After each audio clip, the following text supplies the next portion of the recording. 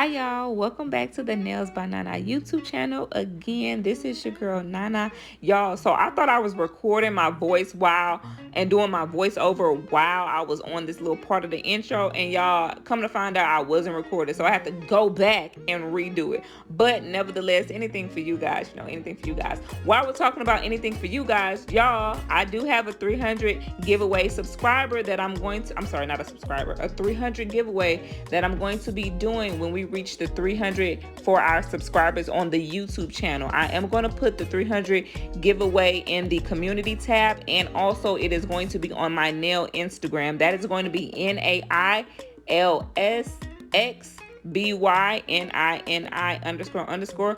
All of the details are going to be in the product description below. So you guys, when we hit that 300 mark, we are going to be doing a huge giveaway. I'm going to put a lot of goodies in there, things that I don't use, things that I feel like you guys can incorporate. It's going to be so much in the box, and it's going to be one lucky winner. So nevertheless, don't forget to, check out the details in the description, and also check out the community tab to make sure that you're in on the latest updates. Don't forget to like, comment, subscribe. Also, don't forget to tell a friend about my YouTube channel, you guys. Also, if you guys could do me a favor and go actually follow and check out the nail Instagram page.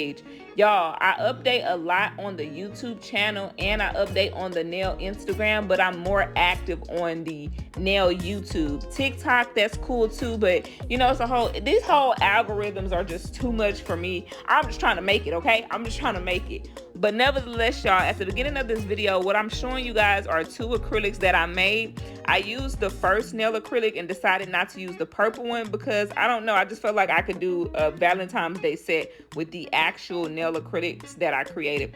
I like the very light pink one, and I like the purple one too, but the light pink one gives me more of a Valentine's Day feel, and I had a field day with, it was giving field, and I had a field day. Y'all get it? All right, never mind if y'all don't get any of the jokes on me, but I actually enjoyed working with this nail acrylic, and it was just pretty to me. But nevertheless, throughout the rest of the video, I'm not going to be talking to you guys. I hope you guys enjoy the video. I hope you guys stay tuned for the details for the nail giveaway. And also just thank y'all for being y'all and supporting your girl. Nevertheless, tune into the rest of the video and tell a friend to tell a friend about the YouTube channel. Mwah.